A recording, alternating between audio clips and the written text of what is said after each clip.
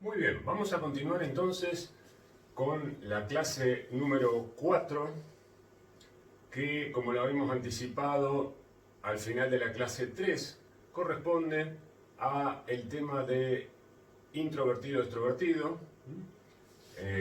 Ustedes tenían que leer para el día de hoy el texto de Carl Jung, el capítulo precisamente que se titula Introvertido-extrovertido. Como ya dijimos, esta clase la tenemos que ubicar y pensar de la siguiente manera en este recorrido que estamos haciendo entre el capítulo 1 y el capítulo 2 de Lagash. Lo ubicamos entre medio porque en la clase número 5 vamos a ver el capítulo 2 de Lagash y venimos del capítulo 1. Aparece esta clase 4 en el medio porque vamos a tomar de la propuesta de Jung de los tipos psicológicos introvertido y extrovertido, vamos a tomar algunos elementos que nos van a servir para articularlos, relacionarlos con lo que dice Lagash en el capítulo 2.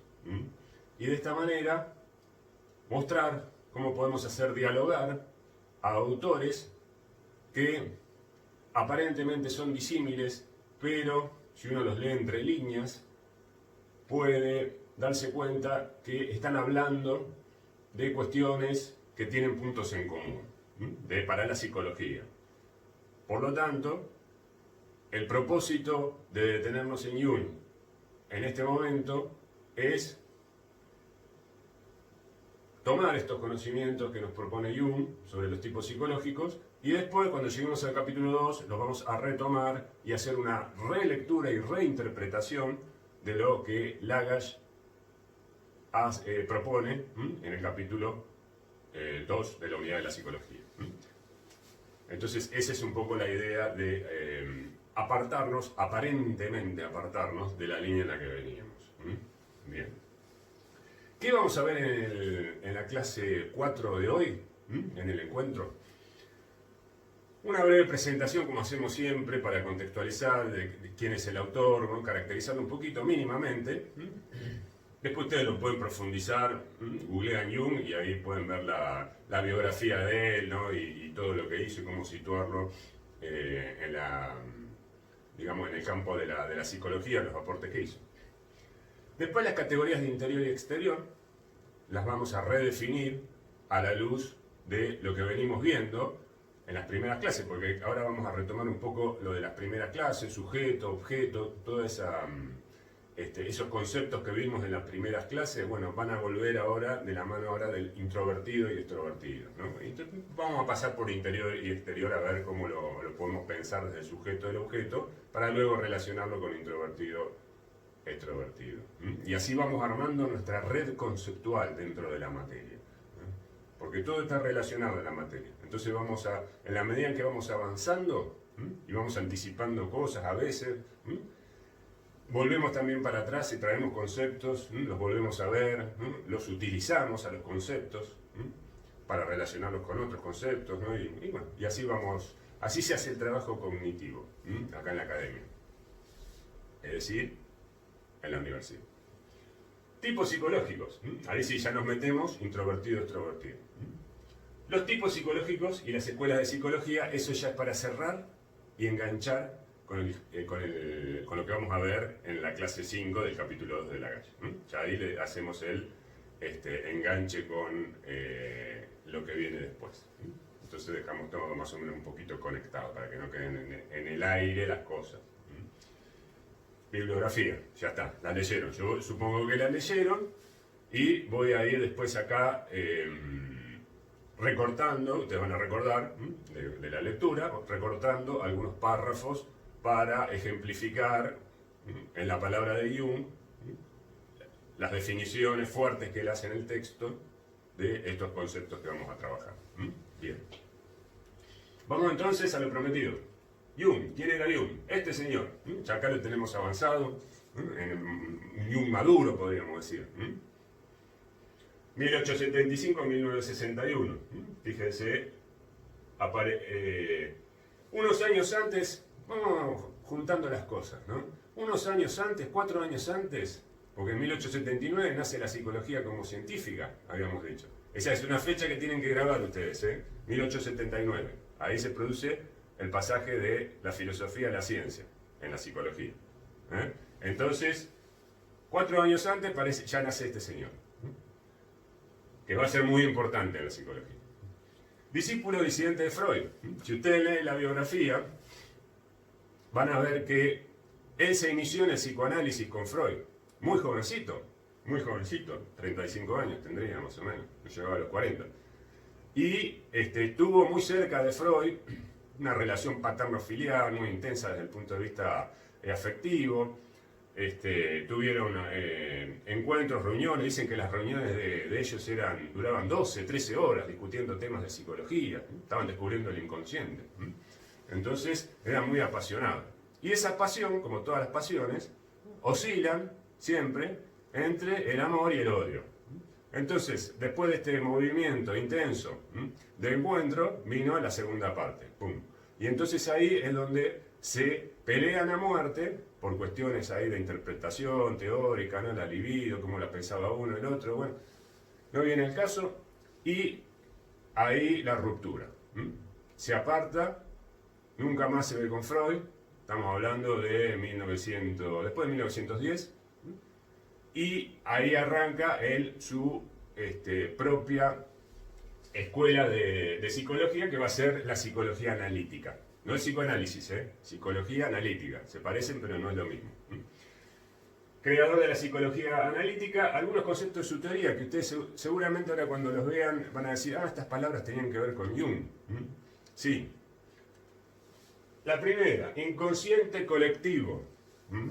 ¿Qué es el inconsciente colectivo? No nos vamos a detener en esto, pero lo nombramos, lo definimos mínimamente ya que estamos trayendo conceptos de la teoría de la psicología analítica.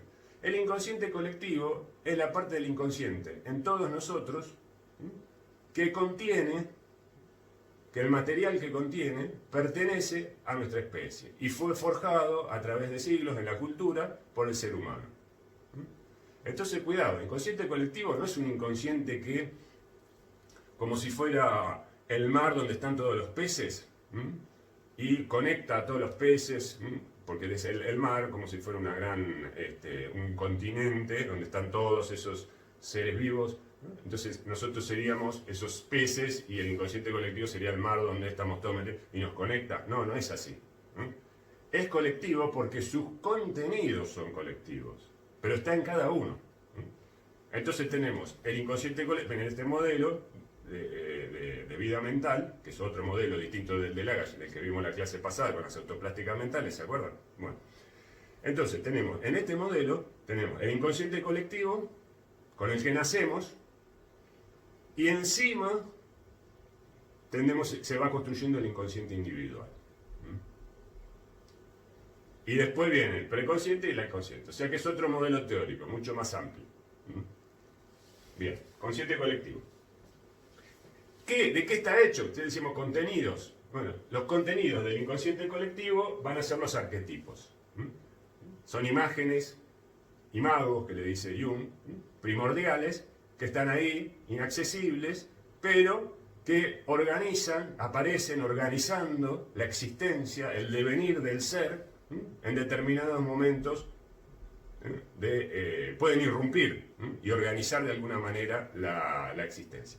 Nosotros vamos a ver uno, ya lo habíamos mencionado la vez pasada, cuando vimos las aloplásticas simbólicas,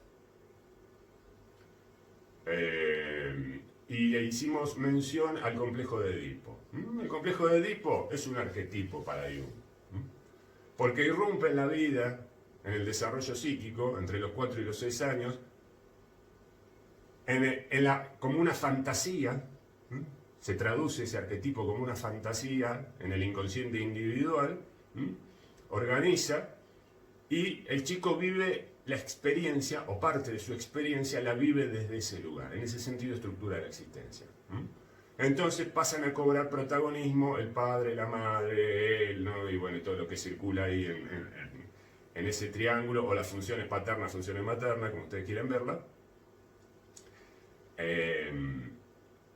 Y entonces, y después se retira. Y así hay varios arquetipos que aparecen, desaparecen, bueno, un poquito la función que tiene. Entonces ahí vemos como este arquetipo, y aparecen todos los niños del mundo. Entonces ahí lo vemos lo colectivo. Es un contenido propio del ser humano que lo ha forjado en la cultura y todos lo comparten cuando nacen. Y en un momento se hace presente.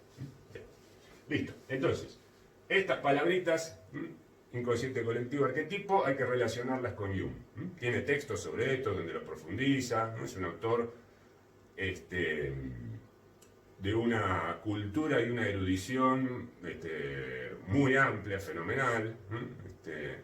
Entonces, pueden en los textos de él profundizar estos conceptos que no vienen al caso porque no es el objetivo de la clase. Y entonces llegamos a lo último, ¿no? Tipo psicológico. Otros términos que aparecen asociados a Jung. Y acá tenemos lo que nos interesa a nosotros. Introvertido, extrovertido. Extravertido, extrovertido, A, O, I, lo van a encontrar de distintas maneras en los textos, según las traducciones. Esta cuestión de las traducciones es todo un tema en psicología, ¿no? Porque como hay muchos autores, la historia de la psicología es europea, ¿no? Está allá arriba, ¿no? En la franja y norteamericana. Cuando la traemos para nuestro idioma hay que traducirla. Y ahí empiezan las interpretaciones de cómo se hace la traducción. Bueno, es muy interesante. Entonces, vamos a interior-exterior. El otro tema que teníamos prometido para trabajar en la próxima diapositiva. Interior-exterior. ¿Cómo definimos las categorías de interior y exterior? Porque eso está íntimamente relacionado con los conceptos de introvertido y extrovertido. Entonces tenemos que clarificar un poquito qué queremos decir en este contexto para interior y exterior. ¿Cómo lo vemos? Entonces partimos de lo que ya sabemos, como siempre. Sujeto y objeto. Sujeto y objeto. Entonces, en primer lugar, vamos a hacer, para aproximarnos, vamos a decir que el interior tiene que ver con, como ustedes sabrán ya sospechar por lo que venimos diciendo, con el sujeto, y el exterior tiene que ver con el objeto. Primera definición sencilla, intuitiva, hasta ahí vamos bien. Vamos a avanzar un poquito más. Bueno, ¿qué hay acá abajo del interior? ¿Qué podemos poner? Nuestra nubecita. ¿Se acuerdan la nubecita en la primera clase? Que estaba llena de palabras que nombraban al sujeto. Conciencia, mente, inteligencia, psiquismo, inconsciente. Son palabras que nombran al sujeto a lo largo de la historia. Bueno, con eso tenemos que referenciar nuestro interior. Hasta acá, todo intuitivo, viene bien. Ahora, en el exterior, cuidado, porque acá hacemos una diferencia que nos puede tomar por sorpresa y nos va a dejar pensando cuando la presentemos. La primera definición de exterior, uno dice, sí, está bien, tenemos razón. La naturaleza. El exterior es la naturaleza, todo lo que está afuera, todo lo que nos rodea. Incluso podríamos agregar acá la cultura también, todo lo que rodea afuera, lo que vemos, lo que tocamos, lo que está ahí, lo que nos precede desde hace millones de años, todo eso, el exterior al ser humano. Y ahora, en el segundo que vamos a poner ahí viene lo que nos puede llamar la atención y dejar pensando. También incluimos dentro de la categoría de exterior, ahí lo tenemos al hombre de Vitruvio, de Da Vinci, siglo XV, la proporción perfecta para el ser humano, el cuerpo. El cuerpo también lo ubicamos en el exterior. Pero ustedes dirán, profe, pero mi corazón, mis huesos, los tengo adentro, en el interior. Y sí, entonces ¿por qué no lo ponemos en el interior? Porque acá el punto de referencia es lo psíquico. Entonces el cuerpo es exterior para el sujeto. Desde la subjetividad, el cuerpo se percibe como una exterioridad. Tan exterior como las cosas y los objetos que nos rodean, como esa pantalla. Para lo psíquico, mis huesos, mi corazón, es algo exterior, tan exterior como estos objetos del mundo. Por eso lo ponemos dentro de la categoría de objeto o de exterior. desde el punto de vista de lo psíquico. ¿Por qué? Porque lo psíquico recibe estímulos, sensaciones, también del cuerpo. Y del otro exterior, de la naturaleza, a través del cuerpo.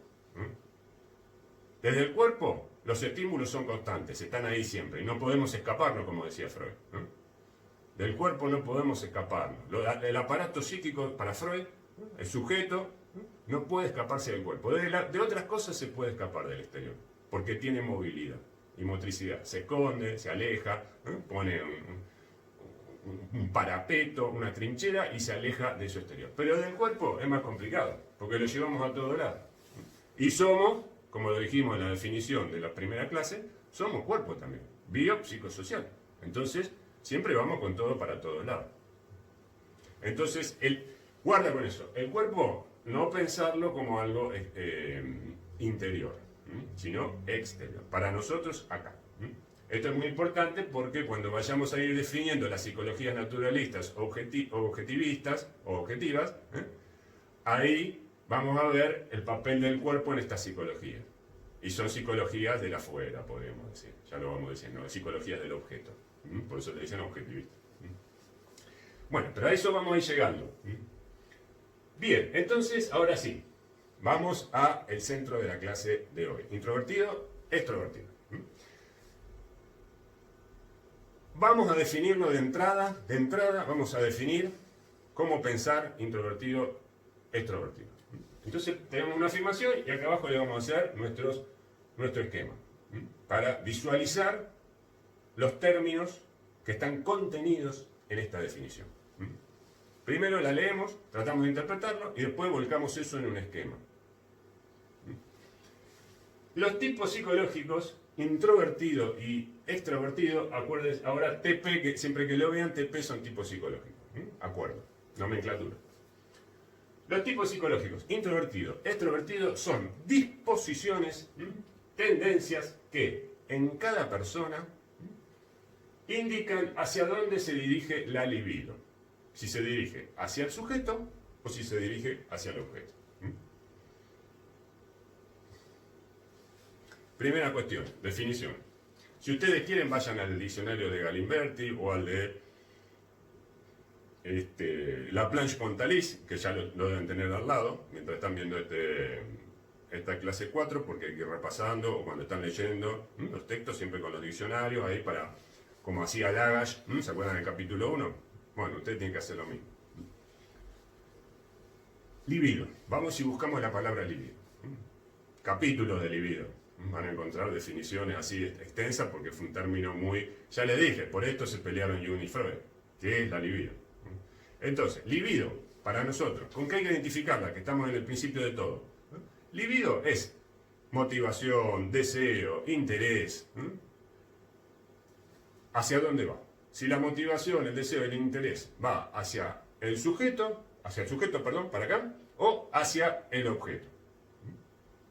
Entonces, depende ese movimiento que haga la libido, el deseo, la motivación, el interés, voy a poder situarme en relación a introvertido hacia adentro, extrovertido hacia afuera, la libido. Después dice disposiciones o tendencias. Disposiciones o tendencias. Acá lo vamos a relacionar con lo que sigue en la próxima diapositiva, que es que se trata de cuestiones que son innatas, que ya vienen con nosotros, y que se expresan. Son como el programa con el que llegamos al mundo. No son adquiridos, son innatos, dice. Bueno, y son tendencias, como que naturalmente vamos hacia afuera, naturalmente vamos hacia adentro. Y después vamos a ir viendo también, y esto es muy importante el concepto, que siempre están, esto acuérdenselo, siempre están las dos tendencias en cada ser humano. Todos nacen con las dos tendencias, afuera y hacia adentro. Lo que pasa es el predominio, hay que ver el predominio, hacia dónde predomina, si hacia afuera o hacia adentro. Entonces, ahí podemos decir, esta persona podría ser del tipo psicológico introvertido, ¿no? Si predomina la tendencia o la disposición de la libido, ¿no?, hacia el sujeto, hacia el interior. Entonces, y la otra va a estar también presente. Pero volvemos a la idea esa de Lagash del capítulo 1. Figura, fondo, figura, fondo. ¿Se acuerdan? ¿Qué hace figura? ¿Qué hace fondo? En el introvertido, la tendencia va a ser figura hacia adentro, la de la libido. Se va a replegar más. Ahora vamos a verlo con ejemplo. Esquema, vamos a ver el esquema. Tenemos entonces, como siempre, vemos, a ver, qué términos tengo que ubicar en el esquema. Un sujeto y un objeto. Sujeto, objeto, en mi papel estoy armando el esquema. Otro término, libido, tercer término. Siempre cuando hay dos en el medio hay un tercero. ¿Se acuerdan de Lagash? Organismo medio. En el medio, acciones recíprocas. Es fácil. Siempre lo mismo. Siempre lo mismo. Sujeto, los términos, libido. Entonces tenemos la libido, que o bien puede ir del objeto hacia el sujeto, el interés, se repliega, o ahí estamos en el introvertido. Si va desde el mundo exterior al mundo interior, estamos en el introvertido. Y si va del sujeto, el sujeto se proyecta hacia afuera, estamos en el extravertido. Acá tenemos unas imágenes que, para ejemplificar, porque las imágenes también sirven para darle más significado, fortalecer el significado que le queremos dar a las palabras. O en este caso a este movimiento, ¿no? Entonces el introvertido, fíjense, las flechitas, el interés, se repliega sobre el mundo interior, la ida interior. Este interior es psíquico, ojo, no digan, no, porque es el cerebro, entonces el cuerpo, entonces no es el exterior, no, es un interior psíquico. Y acá el exterior, la E, hacia afuera, mundo exterior. Se agranda el mundo exterior para el sujeto. Es lo más importante para el extrovertido, ir hacia el mundo exterior y a todo lo que le presenta. Le fascina, le encanta. Donde hay fiesta, él se anota. En cambio el otro, este de acá, ahora lo vamos a ir viendo, si hay fiesta, me quedo en casa viendo una película. No le gusta, mucho ruido, gente, no, la gente no le gusta. ¿Por qué? Porque a él le gusta lo que pasa acá adentro, en su mundo.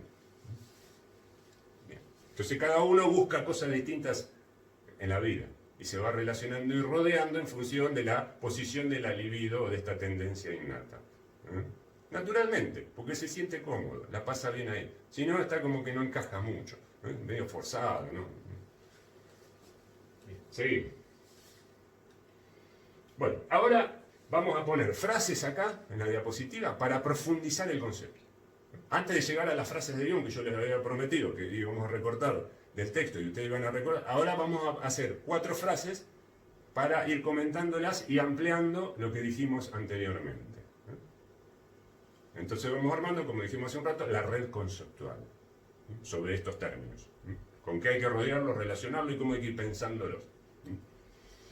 Bien, vamos a la primera frase. Introvertido y extrovertido son características innatas, constitucionales de la persona, previas al sujeto. Primer concepto fuerte que hay que tener presente para abordar estos dos términos. Son innatos, constitucionales, ahí tenemos algo, podemos usarlo como sinónimo, previos a que aparezca el sujeto en la escena del mundo. ¿Se acuerdan que el sujeto, el segundo nacimiento, había que construirlo? Bueno, previo a eso, ya están las tendencias ahí esperando. Como diciéndole, mira, ponete esta camiseta que tiene la I, vos vas a ser introvertido. Entonces llega sujeto al mundo, se viste con la camiseta de y sale al mundo. Y al otro le dan la otra camiseta. ¿Cómo hacen los papás? Con Boca y River. Vos te pones la camiseta de Boca, vas a ser de Boca. Esto lo mismo, la vida te dice introvertido o extrovertido. Uno no lo elige, previo al sujeto. Entonces, como dice acá el texto, no son resultado de una elección consciente. Los tipos psicológicos. No se aprenden. No vienen por la educación que me dieron en mi familia.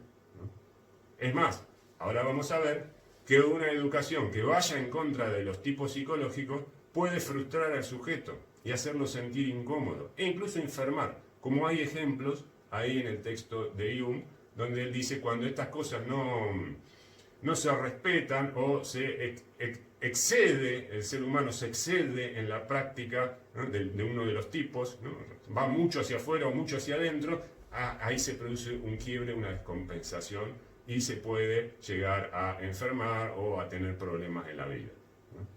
Esa es la perspectiva junguiana. Claro, porque Jung siempre trabaja, y vamos a volver sobre esta imagen también que es muy linda, con el yin y el yang, ¿no? El equilibrio. Él dice, en la vida hay que ir buscando un equilibrio, ¿no? Y nos enfermamos cuando perdemos el equilibrio. Hay muchos tipos de equilibrio, ya lo ven, ¿no? O sea, que uno tiene que descubrir cuál es el equilibrio, el tipo de equilibrio con el cual funciona mejor en la vida. Y más o menos mantenerlo, ¿no? Entonces, si un introvertido que vive en su mundo interior aprieta el acelerador con todo y se repliega mucho y se olvida del polo extrovertido, entonces ahí viene en la vida, a lo largo del tiempo, dice Jung, la crisis. Y ahí va a haber alguna situación que lo va a sacar de ahí porque tiene que compensar ese polo extrovertido que se olvidó porque se replegó mucho. A lo mejor se olvidó o le tiene, como es muy sensible, le tiene miedo, ¿no? O no se anima a enfrentar situaciones en el exterior. Entonces se encierra. Y ahí es donde viene, dice Jung, la crisis y hay que compensar. Entonces la crisis lo saca de ese lugar y produce un estado de equilibrio. Esa es un poquito la lógica. Yin y yang. Siempre los dos términos y hay que ir llevándolos. Pero cada uno, ahí viene el descubrimiento. Después lo vamos a ver, el tercer nacimiento, porque vimos primero y segundo, después vamos a ver el tercero, que es el nacimiento al significado de la vida para cada uno.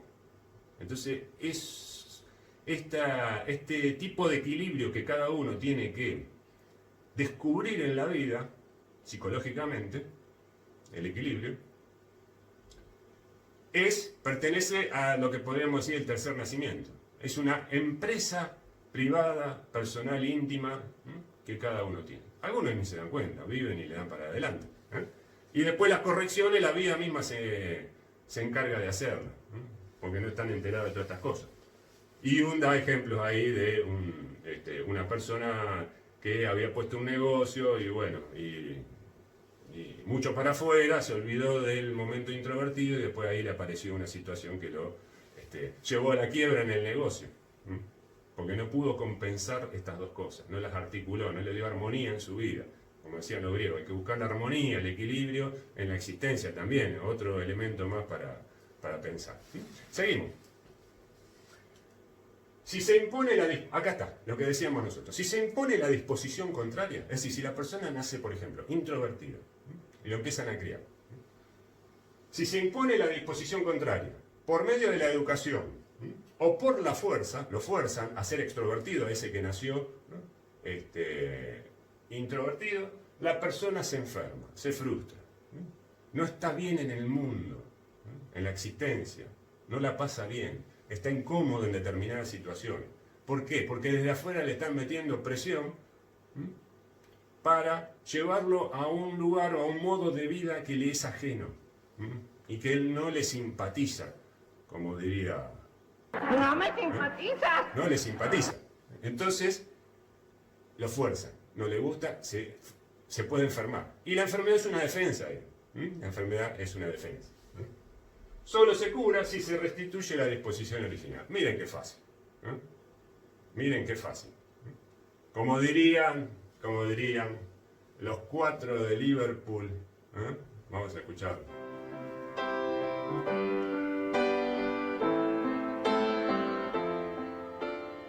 Muy bien. Déjalo ser. Let it be. Nada más lindo que eso. Entonces, y ahí se cubre. Fluye la vida en la persona esa. Ustedes van a ver, seguramente, y si no, búsquenlo porque es muy interesante, en Desarrollo 1, un autor inglés, psicoanalista de niños, que se llamaba, porque falleció ya, Donald Winnicott. Donald Winnicott. Entonces, él habló de algo parecido a esto que dice Jung. Para ir conectando un autor con otro y que ustedes vean que la psicología se dice de distintas maneras, igual que el sujeto. Se nombran las cosas de distintas maneras. Entonces, ¿qué decía Winnicott? Hablaba del verdadero self y del falso self. Self es el sí mismo. El verdadero sí mismo, en la vida, en la existencia, cuando uno se siente auténtico, y el falso self, cuando uno construye una personalidad, un modo de ser, un modo de estar en el mundo, de proyectarse, que no es auténtico, es impuesto desde afuera. ¿Vieron esas familias donde el abuelo es abogado, el padre es abogado y el hijo tiene que ser abogado, porque ya está en estudio con todos los clientes, que vas a estudiar, no sé, arquitectura, medicina o dedicarte a jugar al fútbol? Pero a él no le gusta la abogacía. Pero está la presión familiar y generacional que se pone a estudiar abogacía. Y después la pasa mal, está frustrado, no le gusta. Bueno, eso sería un falso self. Porque, de vuelta, no lo dejaron ser. O él no se animó a ser. También. No, porque no le echemos la culpa a lo de afuera, sino que también uno, cuando va creciendo, va decidiendo qué quiere ser. Y hay que animarse a enfrentar al otro también.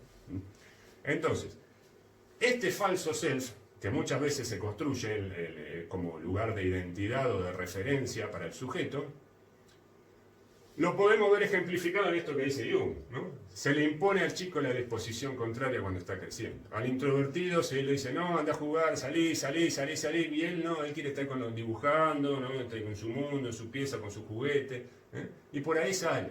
Pero ahora los padres quieren que salga más.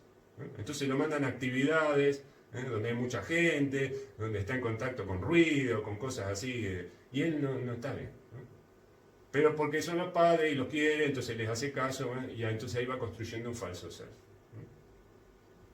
Entonces ahí vemos estos conceptos, o este párrafo de Jung en el texto, cómo lo vamos relacionando con el pensamiento de Winnicott del verdadero y del falso ser.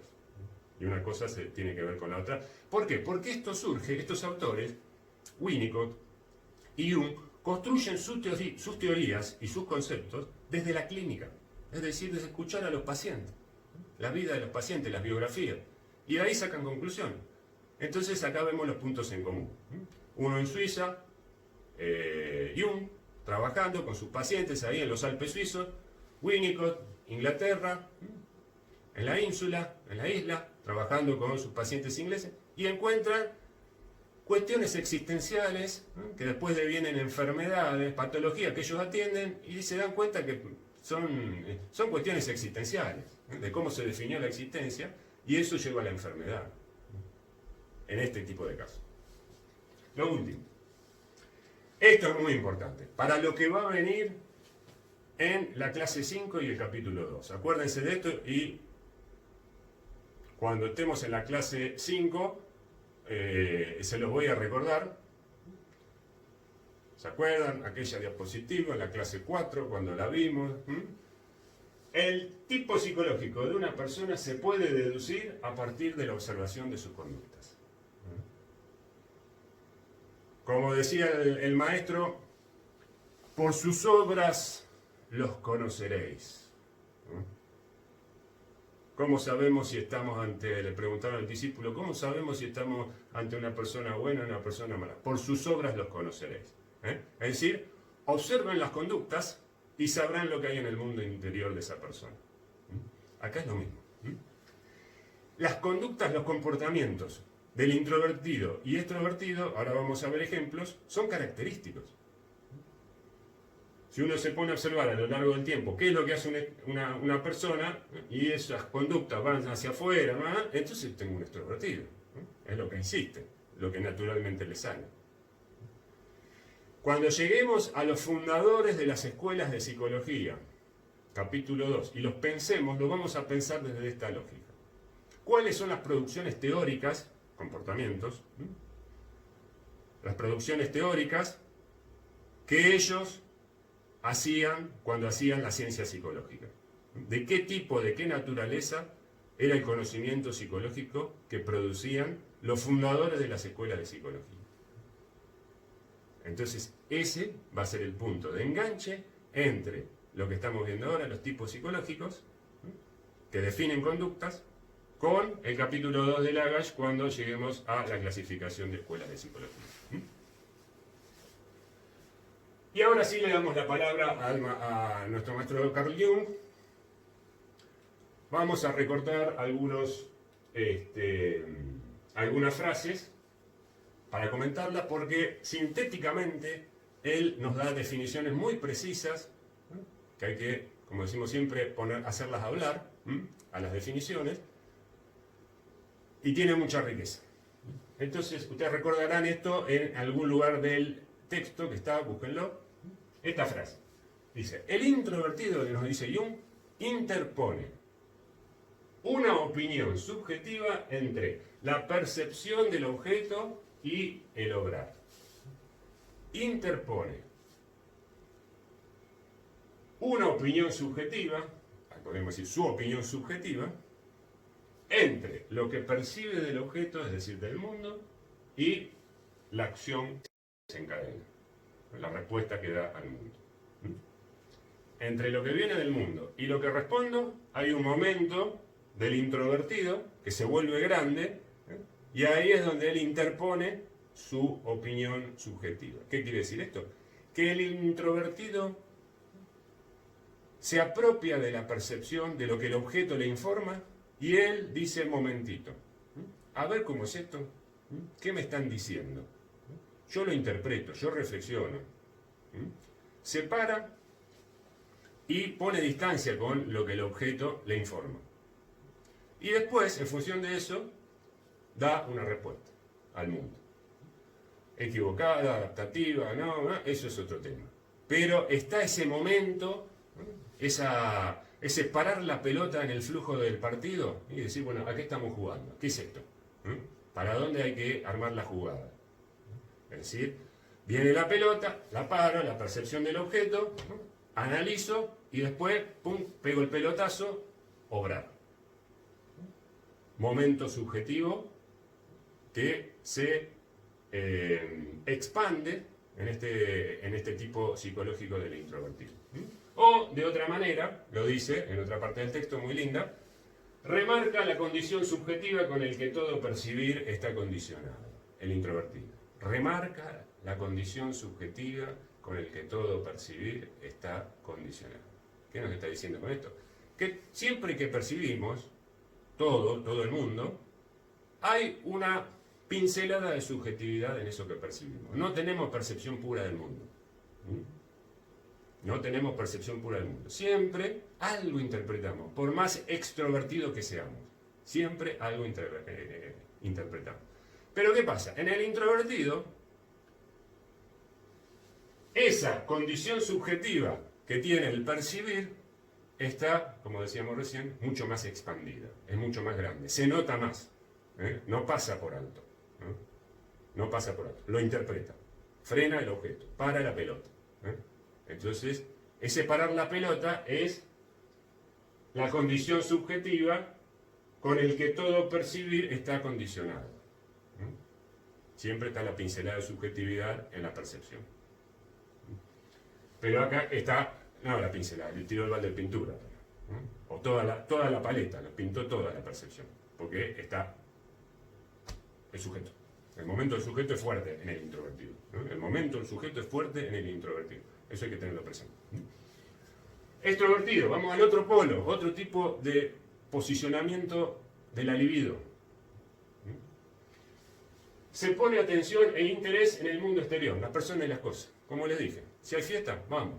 Si hay reunión, vamos, armemos. Son los que les gusta juntar gente, cosas, armar situaciones donde todos se comuniquen, donde todos interactúen, donde haya ruido, música, bueno, todo eso, la gran ciudad, ¿no? La gran ciudad, salir, que haya frenada de auto, aceleraciones, chimenea, ¿no? Máquina que estén, todo eso le encanta. Mundo exterior, porque le llama la atención, la libido, la motivación, eso le parece que ahí él se siente pleno, verdadero self, ahí se siente pleno, ahí está siendo, ¿no? en el mundo. Su ser se proyecta al mundo, ahí él está haciendo, ¿no? Y responde a esta tendencia fundamental de la libido hacia afuera, extrovertido. Todo se explica por los datos objetivos. Acá el momento subjetivo se hace chiquitito. ¿Por qué? Porque es el objeto el que manda. Me informa de algo y ya está. Si está ahí, es evidente. ¿Para qué vas a estar pensando, interpretando si las cosas son así? No demos tanta vuelta. Acá viene la cuestión más pragmática, práctica, que después la vamos a ver en las escuelas de psicologías objetivistas. Es así, listo, el objeto ya me lo dijo. No tengo que hacer ningún movimiento subjetivo de parar tanto la pelota, no. Viene, pum, y como viene se la pegué al otro porque iba corriendo, y ya está. Y ya armamos la jugada así. No hay momento tanto de reflexión. Eso está, no quiere decir que no piense esta gente, ojo, yo no estoy diciendo eso. Sino que le estoy mostrando un caso un poquito extremo para que se den cuenta de cómo es la cosa. Las condiciones exteriores del objeto pesan más que la opinión subjetiva, lo que acabamos de decir.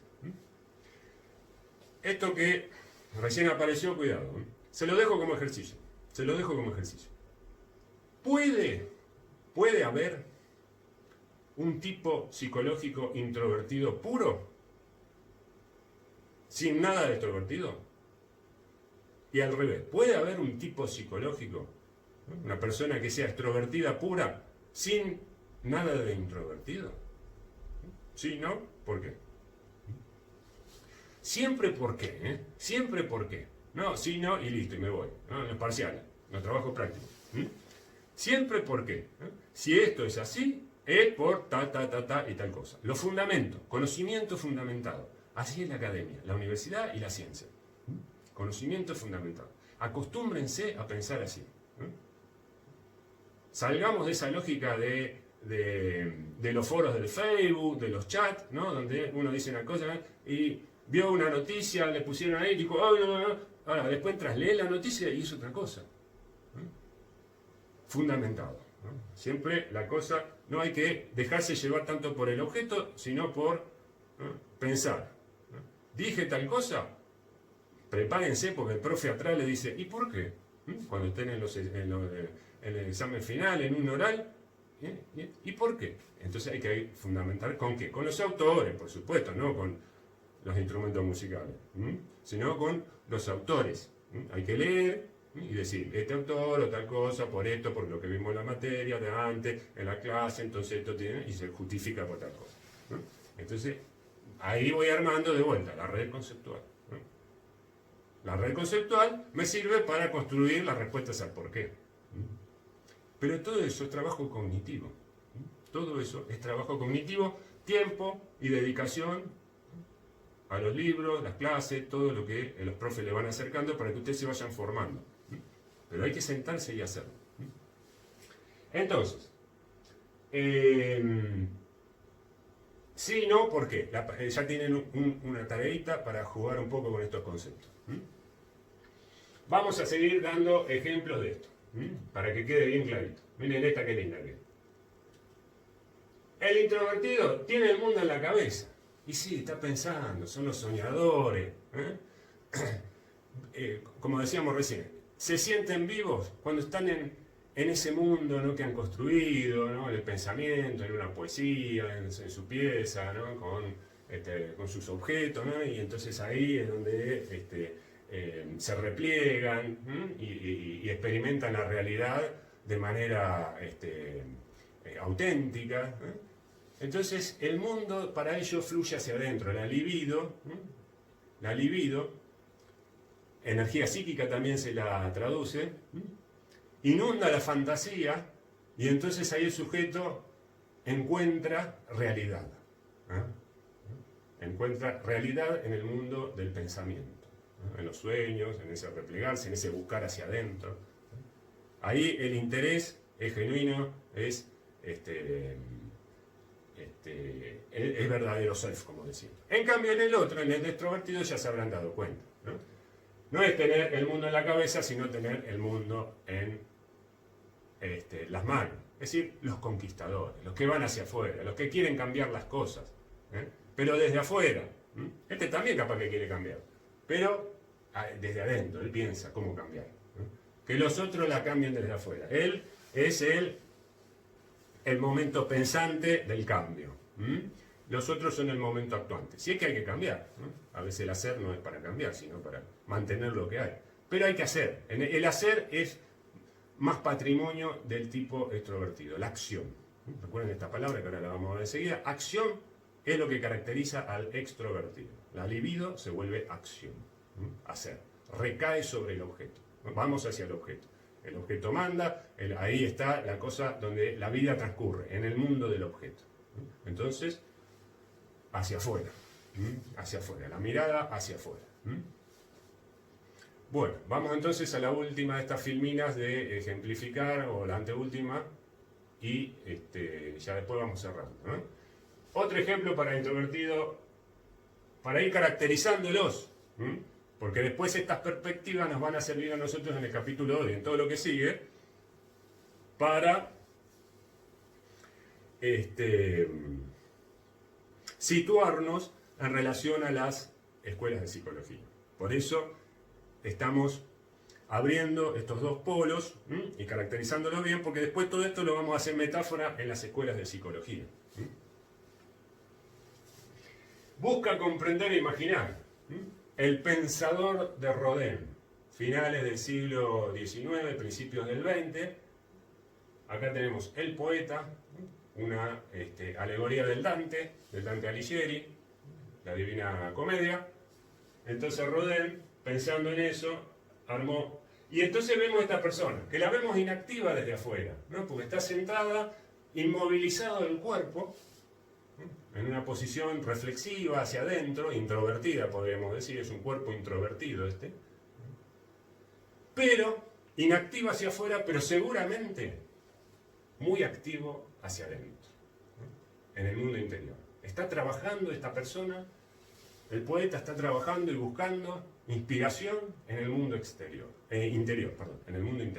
Entonces la actividad no se ve por afuera, porque está por adentro, como un volcán que está por... ¿no? Y después erupciona y saca y dice lo que escribe su poesía y todo, ¿no?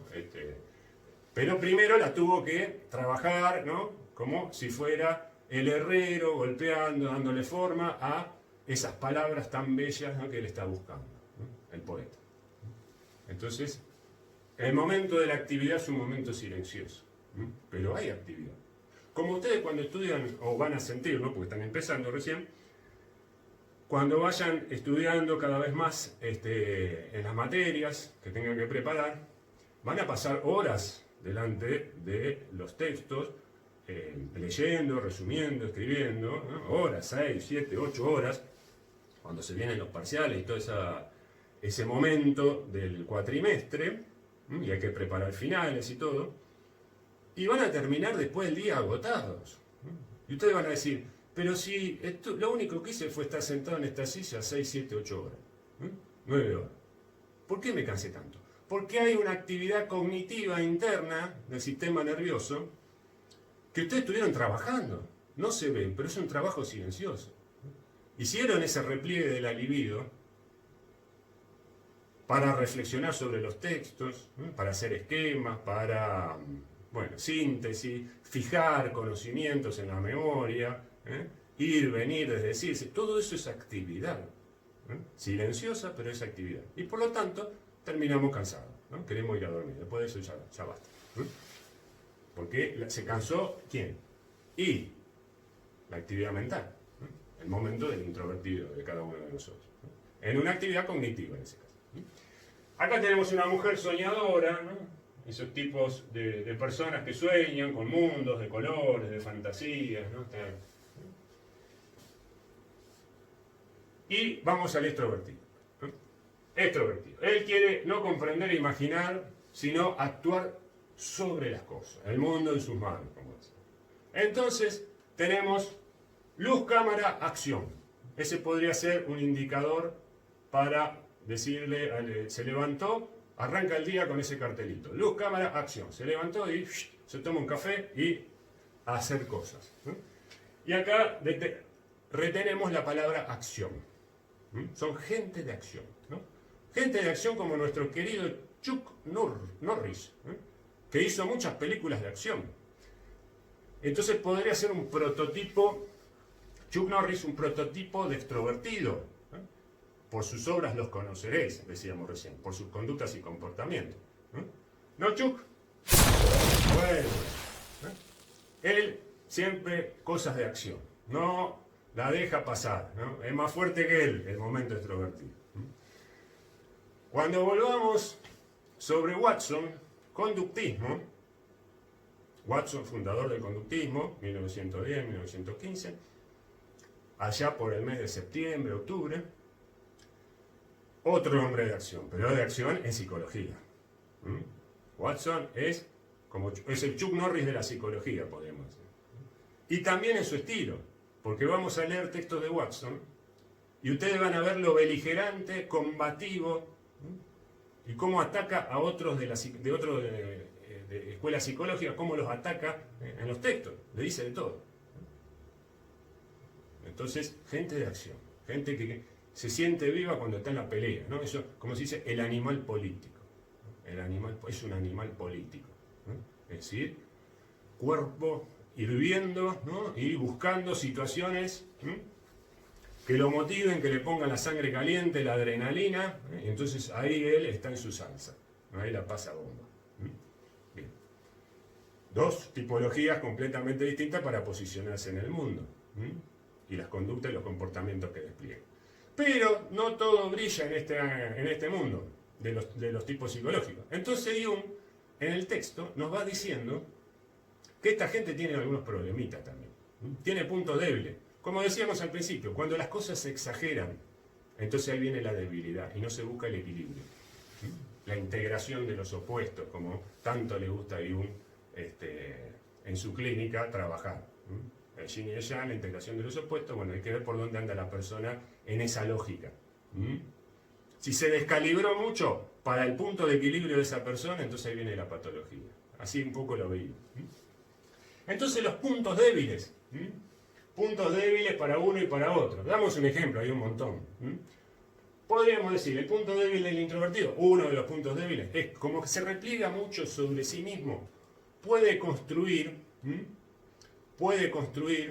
una imagen de sí mismo o una imagen de la realidad deformada. Claro, se repliega tanto sobre sí que se olvida de lo que está afuera. Entonces lo idealiza tanto, lo imagina tanto, que cuando va a la realidad se encuentra con otra cosa, con una imagen distinta de la que se imaginó en su mundo interno, ¿no? En esto de el mundo en la cabeza. Entonces ahí está la debilidad, choca contra la realidad, porque la realidad que él se creó en su imaginación no es la de todos los días, o la de las personas, o de esa persona, o de la otra persona, o del trabajo que quería, no era como yo me imaginaba. Entonces le falta ese momento de salir. Por eso decíamos, hay que buscar el equilibrio, como para ir chequeando lo que pienso con la realidad, en este caso. Entonces ese podría ser una debilidad de mucho introvertido, mucho momento introvertido. Y en el otro, en el caso del extrovertido, punto débil. Acá se los dejo como tarea. Y después, si quieren, lo vamos discutiendo en el curso de la semana. ¿Qué es esto? El mito de Sísifo. Busquen el mito de Sísifo, Grecia, uno de los tantos mitos que nos dejaron los griegos, que nos hacen pensar, porque son cuestiones esenciales los mitos, ¿no? Problemáticas del ser humano, metáforas de cosas que pasaban en la Grecia antigua, pero siguen pasando hoy en día. Fíjense lo que hablamos hace un rato, el complejo de Edipo. El mito de Edipo, Grecia, 2000 años atrás, 2500 años atrás. Y hoy lo viene a descubrir Freud, o hace 100 años lo descubrió Freud, en la cabeza de los chicos entre los 4 y los 6 años. O sea, aparece de vuelta el mismo drama. O sea que son cosas que van más allá de la historia, que hoy te estructuran la historia. Y la cotidianeidad de las personas, la existencia de los pueblos, ¿no? Toda la dinámica de las comunidades. Por eso son importantes los mitos conocerlos. Porque son guiones que están ahí y que vuelven, y sin darnos cuenta estamos viviendo una historia que ya fue escrita y siempre vuelve a ser reescrita, ¿no? De la misma manera, con distintos personajes, pero siempre en la misma estructura. Entonces, el mito de Sísifo nos sirve para pensar, ¿qué cosa? Un punto de debilidad del extrovertido. Busquen el mito de Sísifo, no el de Camus, el de Albert Camus. Cuando habla, tiene un texto ahí, el suicidio se llama, ¿no? Un texto bastante que habla sobre el oscuro. Bueno, ese no, el mito de Sísifo de los griegos. De los griegos. Vean el relato, qué le pasaba a este hombre con la piedra, que era un castigo de los dioses, ya le estoy diciendo algo. ¿Qué le pasaba a este hombre con la piedra, condenado a la eternidad, a hacer algo con la piedra? Y traten de pensarlo como que eso podría ser un ejemplo de un punto de debilidad del extrovertido. Para hacérsela más fácil, tomen el mito de Sísifo y trasládenlo a alguna situación cotidiana hoy en día. Y ahí vean esta cuestión de dónde puede dar el mal paso el tipo extrovertido, ¿no? Cuando hay mucho extrovertido y poco introvertido. Como decíamos en el anterior, mucho introvertido deforma la realidad. Mucho extrovertido, ¿qué pasa? Bueno, ahí se lo dejo y después lo seguimos charlando eso. Bien, cerramos con esto. Última diapositiva. Enganchamos, como dijimos y lo anticipamos al principio, enganchamos con la clase 5, capítulo 2 de Lagash. Para lo cual, volvemos a leer, para refrescar, porque todo está conectado, la red conceptual, todo está conectado. Volvemos al final del capítulo 1 de Lagash, al final, en ese último párrafo que habíamos leído la vez pasada, y hay ahí una frasecita que yo les había dicho, vamos a tener en cuenta.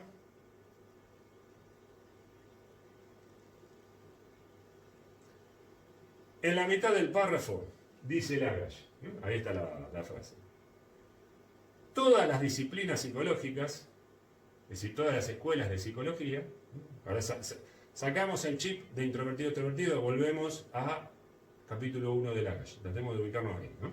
De lo que venía hablando Lagash, unidad, diversidad, todo eso, ¿no? Entonces acá hace un cierre de todo lo que nos había contado en el capítulo 1. Todas las disciplinas psicológicas, todas las escuelas de psicología encuentran un lugar en la psicología. La psicología ahí con mayúscula lo puse. Desde la psicología fisiológica hasta la psicología social.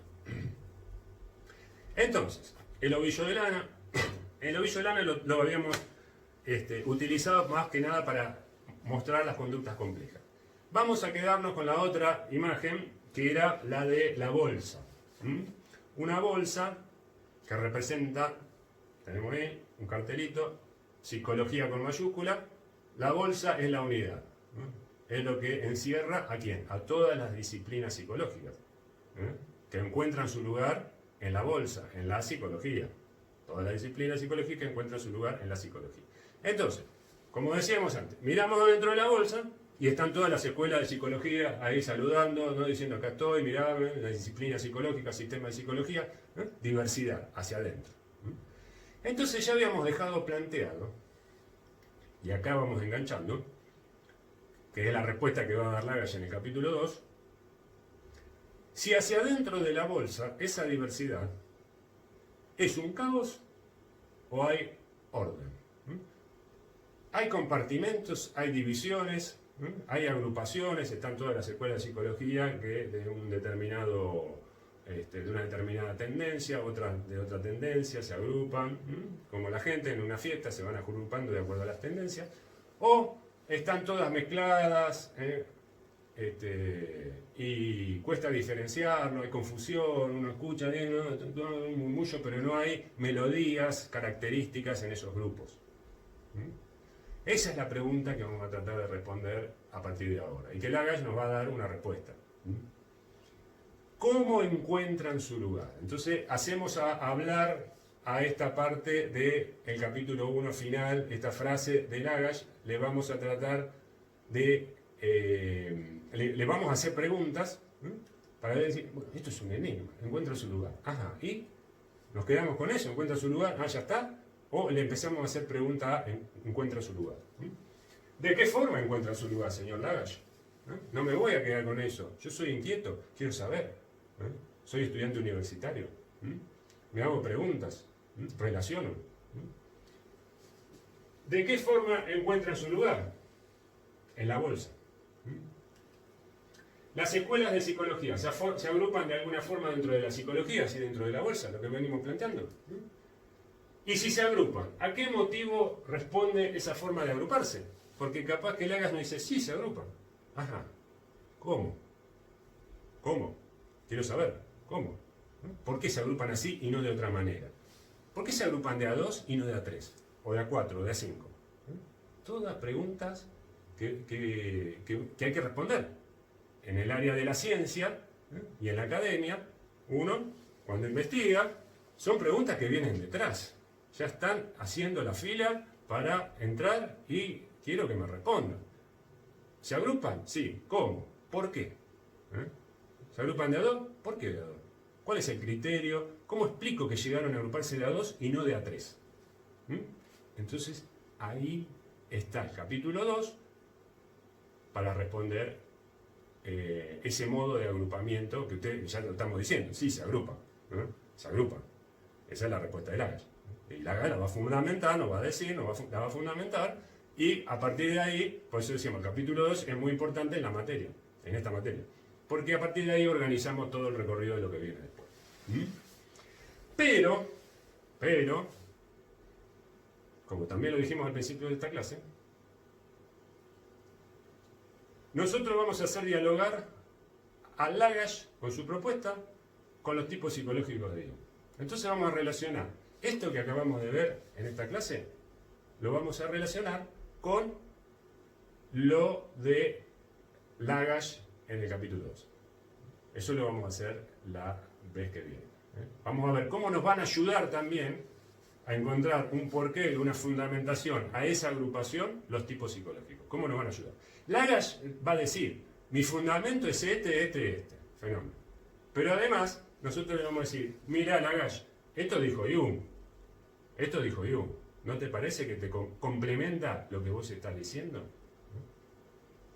Y entonces ahí vamos a acercar una posición con la otra y a relacionarlo. Entonces por eso ponemos acá los tipos psicológicos de Jung orientan también una posible respuesta a todos estos interrogantes. Por supuesto, en la clase que viene, primero lo vamos a presentar a Lagash, comentar el capítulo 2, y una vez que terminamos, lo hacemos pasar a Jung, pase el señor Jung, y ahí los juntamos a todos, y a los dos, mejor dicho, y los hacemos hablar y vemos cómo están hablando un lenguaje parecido. Y después ya seguimos con los otros temas. Entonces, ¿qué pasa? Para la vez que viene hay que leer ¿qué? Y, obvio, el capítulo 2 de Lagash. Es lo que se viene. No está completo el capítulo 2 de Lagash, porque después se pone a hablar de otras cosas que a nosotros no nos interesan, y como siempre de los textos, lo venimos diciendo, hacemos recortes, en función de nuestros intereses y los recorridos que queremos hacer, de acuerdo al programa de la materia.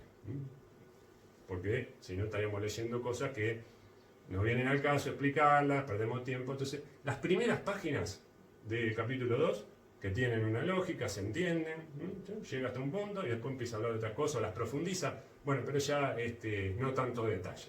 Las primeras páginas son fundamentales.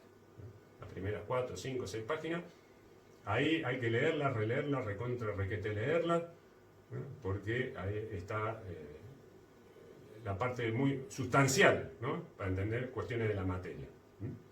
Bueno, entonces nos vemos en la clase 5, capítulo 2 de Lagash. Encontramos ahí las respuestas a estos interrogantes y resignificamos todo lo que venimos viendo hasta el momento. Bueno, muchas gracias.